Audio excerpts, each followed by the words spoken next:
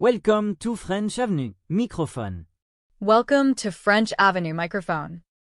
Bonjour et bienvenue. Aujourd'hui, on ne va pas vraiment apprendre le français, on va plutôt décortiquer la façon dont on l'enseigne. Notre source, c'est une leçon de français pour débutants, vous savez, niveau A1, A2, sur un thème classique, la famille. Ça peut sembler basique, Très basique même, oui. mais justement, on va le traiter comme un véritable objet d'étude, un peu comme un cheval de Troie. La structure est très classique, une intro, une liste de vocabulaire, quelques points de grammaire, et puis une petite histoire pour mettre tout ça en musique.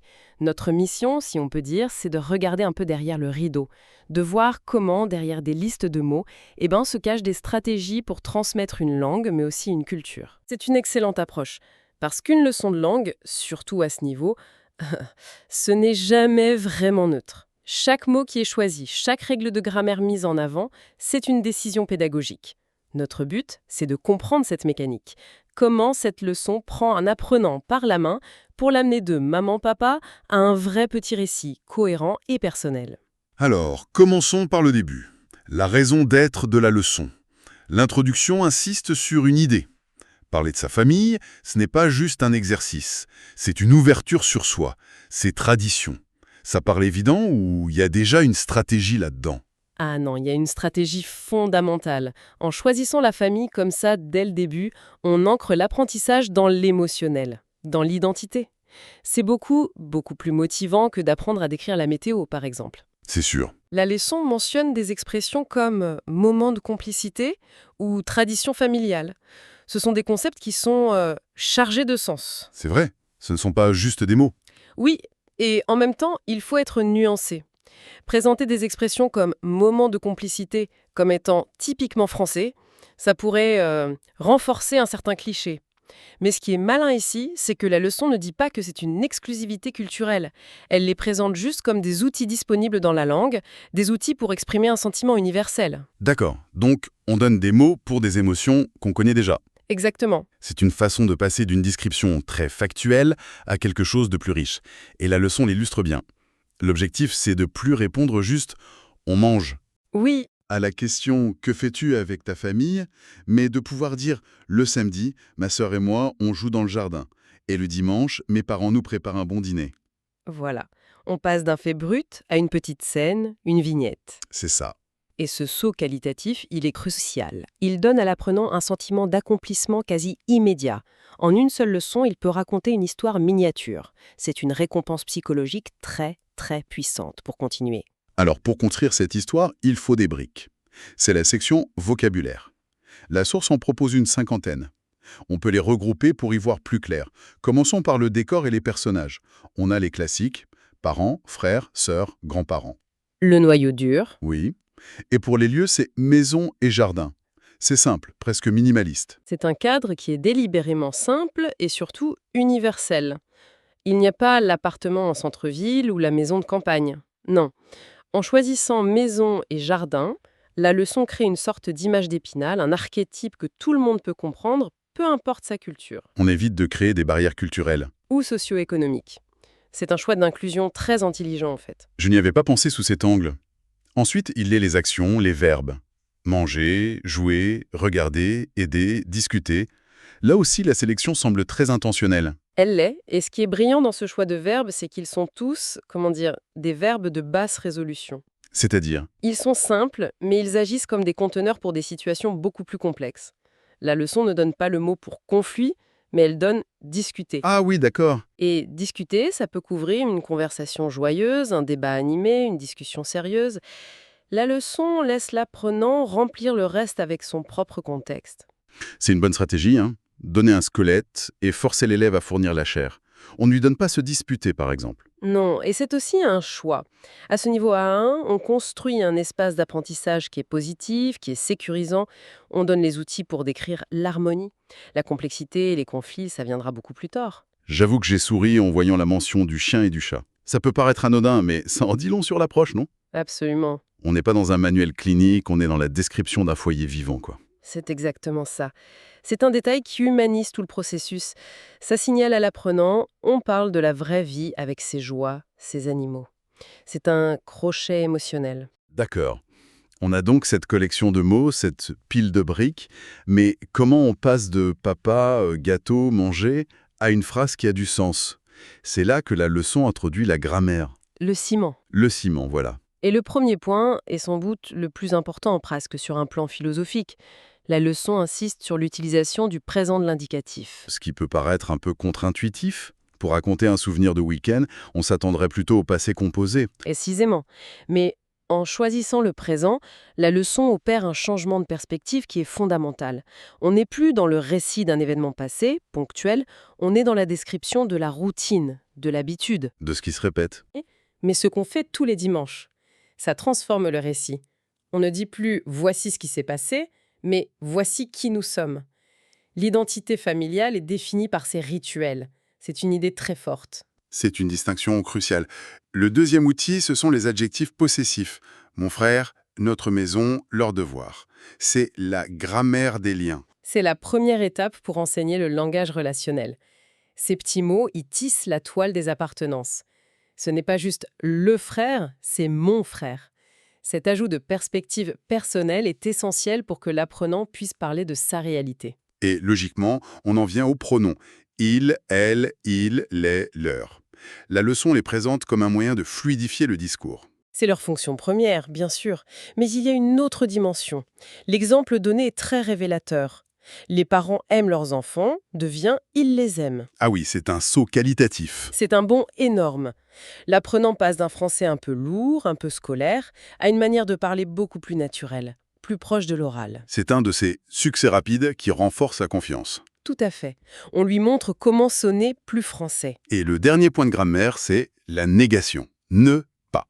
Pourquoi c'est si important de l'inclure ici, dans un sujet qui se veut globalement positif?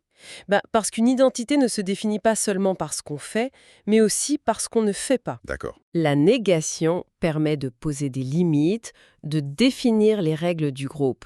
Le soir, on ne regarde pas la télé pendant le dîner, ou « mon petit frère aide pas à faire la vaisselle ». Ces phrases en disent autant sur la dynamique familiale que les affirmations. C'est un outil de précision indispensable. Vocabulaire, grammaire. On a tous les ingrédients. La dernière partie de la leçon, c'est le plat final. L'histoire de Lila, qui met tout ça en pratique. On suit son week-end, du réveil avec le chaton, à la balade en forêt, le pique-nique, les anniversaires du grand-père. C'est là que tout prend sens. C'est une histoire très simple, très douce. Le chat qui la réveille, son petit frère Émile qui ramasse des cailloux, le père qui oublie le fromage pour le pique-nique. L'histoire se termine avec Lila qui, le dimanche matin, réalise qu'elle a maintenant les mots pour raconter tout ça. C'est une jolie fin. Mais est-ce que ce n'est pas un peu trop parfait, un peu trop scolaire? C'est une excellente question, vraiment. Et la réponse est oui, ça aide, absolument. Ah oui? À ce niveau A1, l'objectif n'est pas le réalisme sociologique. L'objectif numéro 1, c'est de construire la confiance. Cette histoire fournit ce que j'appellerais un template de succès. Un espace sécurisé en quelque sorte? Exactement. Elle montre à l'apprenant, voici le type d'histoire que tu peux construire avec les outils qu'on vient de te donner. C'est à ta portée. La famille de Lila est intentionnellement non conflictuelle pour que l'apprenant puisse se concentrer sur la structure de la langue, pas sur la complexité des relations. Et ce qui m'a frappé, c'est le petit détail du père qui oublie le fromage. Au milieu de cette perfection, il y a cette petite imperfection. Ça me semble délibéré. C'est très bien observé. Ce détail est crucial. Il empêche l'histoire d'être complètement stérile, irréelle. Il introduit un micro-problème qui est immédiatement résolu par Lila qui partage son croissant. Pédagogiquement, c'est génial. Pourquoi? Ça enseigne discrètement le vocabulaire de l'imprévu, papa a oublié, et de la solution, Lila partage. Ça montre que même les petits couacs font partie des moments de complicité. Et à la fin, le point culminant, c'est cette prise de conscience de Lila. Elle se dit « Le temps en famille est joyeux et important ». Et elle sait qu'elle peut le dire en français. La boucle est bouclée. C'est la justification de tout l'effort. L'apprentissage n'est plus une fin en soi. C'est un moyen d'exprimer une conclusion personnelle et émotionnelle. La leçon ne se termine pas sur une règle de grammaire. Elle se termine sur une affirmation de valeur. C'est ce qui rend l'apprentissage significatif. Donc si on fait le bilan de cette analyse, on voit que la recette pour parler de sa famille à un niveau débutant, elle est plus subtile qu'une simple liste. Beaucoup plus. Il faut un vocabulaire archétypal, des verbes containers et des outils de grammaire qui servent pas juste à faire des phrases correctes, mais à construire une identité. Tout à fait. L'histoire de Lila, ce n'est pas juste une lecture de fin de chapitre. C'est une démonstration, un mode d'emploi.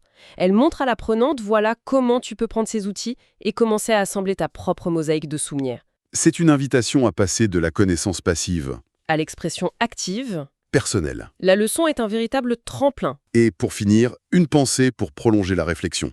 La leçon se termine en demandant à l'apprenant quel est son moment familial préféré. Mais on pourrait aller plus loin. Au-delà de ce que l'on décrit, le pique-nique, le dîner, comment est-ce que la structure même de la langue qu'on utilise? Intéressant. Ce choix du présent pour parler d'habitude, ou l'emploi de notre maison plutôt que la maison, comment est-ce que ça change la façon dont on perçoit et dont on se rappelle de ce moment? C'est une question fascinante. Est-ce que la langue est un simple outil pour décrire un souvenir qui existe déjà, ou est-ce qu'elle participe à la construction même de ce souvenir? En choisissant de raconter nos rituels au présent, est-ce qu'on ne les renforce pas? Est-ce qu'on ne les solidifie pas dans notre esprit comme une part essentielle de qui nous sommes? La langue ne serait alors plus une simple étiquette, mais une lentille qui façonne notre regard sur notre propre vie.